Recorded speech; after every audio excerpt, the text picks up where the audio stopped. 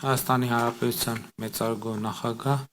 կառավարության, օրենսդիր իշխանության, պետական մարմինների հարգելի ներկայացուցիչներ, գործարար համայնքի հարգելի ներկայացուցիչներ, ողջունում եմ գործարար աշխատաժողովը, որը արդեն երկրորդն է այս տարվա ընթացքում եւ ինչքան հասկանում ենք, արդեն տարին գոնե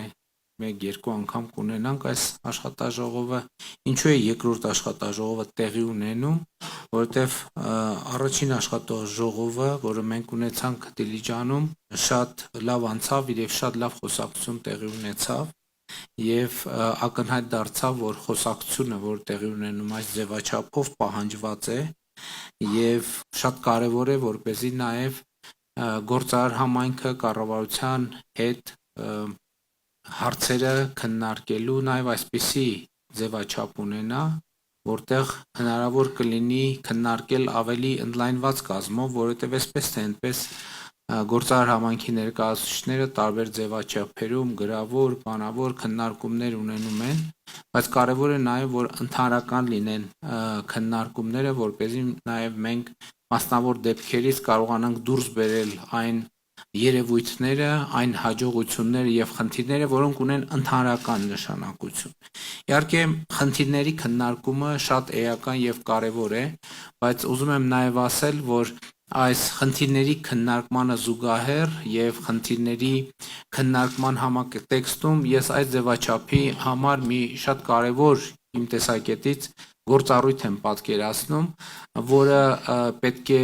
զուգորդի կամ զուգորդվի Հայաստանում տեղի ունեցող քաղաքական եւ սոցիալ-հոգեբանական գործընթացներով։ Ինչա տեղի ունենում այսօր Հայաստանում արդեն բավականին երկար ժամանակ, տեղի է ունենում մտածողության որոշակի փոփոխություն եւ ես կարծում եմ, որ քաղաքական եւ սոցիալ-հոգեբանական այդ շերտերի փոփոխությանը զուգահեռ մենք պետք է նաեւ տնտեսական մտածողության որոշակի փոփոխություն ունենանք, որովհետեւ արդեն տևական ժամանակ այդ խնդիրը ես զգում եմ եւ նկատում եմ եւ դա ինչ որտեղ բնական է, ես ասում եմ որպես մեր սեղանին դրված հարց, որը մենք պետք է լուծենք, որովհետեւ տնտեսության մեջ էլ մենք հաճախ առերեսվում ենք մտածողության ձևերի եւ բանաձևերի հետ, որոնք համարժեք չեն այն փոփոխություններին, որ տեղի են ունենում Հայաստանում։ Ընդ որում ես նկատի ունեմ թե կառավարությունում, թե պետական մարմիններում եւ թե գործարար համայնքում եւ այդ առումով կարեւոր եմ համարում, որ տնտեսական մտածողության փոփոխության մասին մենք խոսենք, որովհետեւ հիմա վերջին տարիներին մենք վերջին 5 տարիում ավելի քան միջինում 7% տնտեսական աճ ենք ունեցել, ինչը շատ լավ է, ինչը մեր բոլորի աշխատանքի արդյունք է եւ ես ուզում եմ այդ արդյունքի համար շնորհակալություն հայտնել նաեւ Հայաստանի Հանրապետության գործարար համայնքին, իդեմս նրանց ներկայացուցիչների, շնորհակալություն հայտնել Հայաստանում աշխատող արդյունք ստեղծող ԵԽԵ օրենքով սահմանված հարկերը վճարող բոլոր տնտեսվարողներին եւ քաղաքացիներին, բայց իմ կարծիքով մենք բոլորով մտնում ենք բոլորովին նոր մի փուլի մեջ, որտեղ տնտեսական քաղաքականության ձևավորման մտածողության մեր ձևերը, տնտեսական գործունեությամբ զբաղվելու մտածողության մեր ձևերը պետք է առնվազն վերանայենք եւ այն համապատասխանեցնենք ոչ թե այսօրվան, որովհետեւ այսօրվան համապատասխանեցնել նշանակում է ուշանալ միշտ, որովհետեւ երբ որ մենք պետք է խոսենք ընթացքին, դինամիկային եւ կարճաժամկետ, միջնաժամկետ եւ երկարաժամկետ ռազմավարություններին եւ զարգացումներին մեր մտածողությունը համապատասխանեցնելու, որովհետեւ մեր տնտեսությունը եւ մենք էլ գլոբալ աշխարհի մաս ենք եւ պետք է մեր մտածողության եւ գործողության ձևերով կարողանանք համահունչ լինել աշխարհի զարգացումներին։ Ես սա ասում եմ ոչ թե նրա համար, որ այսօր քննարկվելիք շատ կոնկրետ խնդիրները մենք տրանսֆորմացնենք տեսական եւ ընդհանրական եւ ոչ կոնկրետ խնդիրների, ես սա ընդհակառակը ասում եմ այն դիտանկյունից, որ կոնկրետ խնդիրների համատեքստում միշտ պետք է գտնել այն հենման կետերը, որոնց շուրջ աշխատելով մենք կարող ենք երկարաժամկետ պատկերացումներ եւ ռազմավարություններ ձևավորել, որը չի լինի միայն կառավարության կամ քաղաքական մեծամասնության ռազմավարությունը, այլ կլինի Հայաստանի տնտեսության ռազմավարությունը։ Իմիջիայլոց մենք 2026 թվականի կառավարության առաջին նիստում կընդունենք տնտեսական քաղաքականության դոկտրինը, որի նախագիծը վերջնականացման փուլում է, եւ ըստ էության այնտեղ կմատնանշենք, թե Հայաստանի տնտեսությունը երկարաժամկետ հեռանկարում, մասնավորապես մինչև 2050 թվականը, ինչ հիմնական ուղղությունների վրա մենք պետք է աշխատենք, որպեսզի մեր տնտեսությունը լինի մրցունակ եւ զարգացող, հենվելով այն տրամաբանությամբ եւ գիտակցության վրա,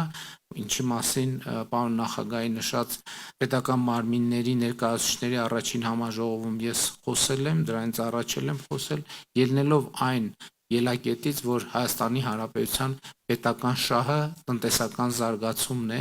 ինչը նշանակում է, տեսեք, շատ է խոսվել մեր քաղաքական կյանքի ընթացքում, երբ որ ասում են, որ համախմբում պետության շուրջ, համախմբում պետական շահերի շուրջ, որն է այդ համախմբման հենակետը եւ առանցքը, այդ տնտեսական զարգացումն է, որովհետեւ չի կարող որևէ նպատակ, որևէ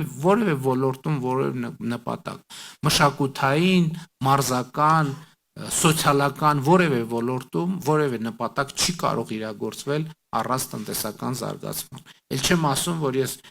խոսեցի սպորտ ասցի, մշակույթ ասցի, ժամանակակից աշխարհում սպորտն էլ է տնտեսության ճյուղ, մշակույթն էլ է տնտեսության ճյուղ։ Մենք ինչի չենք կարողանում շատ դեպքերում մեր երկրում դեռ շարունակում է ընկալվել, որ մշակութային հաստատությունները պետք է լինեն կազմակերպություններ, որոնք այսպես խնդրող դեմքով նայեն դեպի կառավարությունը, դեպի բարերարների, դեպի մեծահարուստների, եւ էսա որ մեզ թույլ չի տալիս այդ թվում ունենալ մշակույթում այնպիսի զարգացումներ, ինչպիսին մենք ուզում ենք ունենալ, որովհետեւ պետք է փոխվի մտածողությունը, մշակույթը տնտեսության ճյուղը, սպորտը տնտեսության ճյուղը եւ այլն եւ այսպես շարունակ։ Եվ հետեւաբար այս արձանագրումը, որ Հայաստանի պետական շահը տնտեսական զարգացումն է, կարծում եմ այն հենակետն է, որի համատեքստում պետք է մենք նոր բանաձևեր փորձենք ստեղծել եւ հենց տնտեսական զարգացման շուրջ է, որ պետք է ապահովենք համախմբումը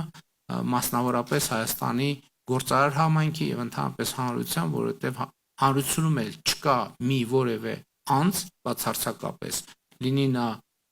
անկախ նրանից թե սոցիալական որ շերտի է պատկանում, անկախ նրանից աշխատող է թե գործազուրկ, չկա որևէ մի անձ, որ մասնակցություն կամ առնչություն չունի Հայաստանի տնտեսական զարգացման, հետեւաբար պետական շահի եւ պետական շահերի հետ։ Հաջողություն եմ մաղթում բոլորիս այսօրվա բավականին հագեցած օրակարգը քննարկելիս։ Շնորհակալություն։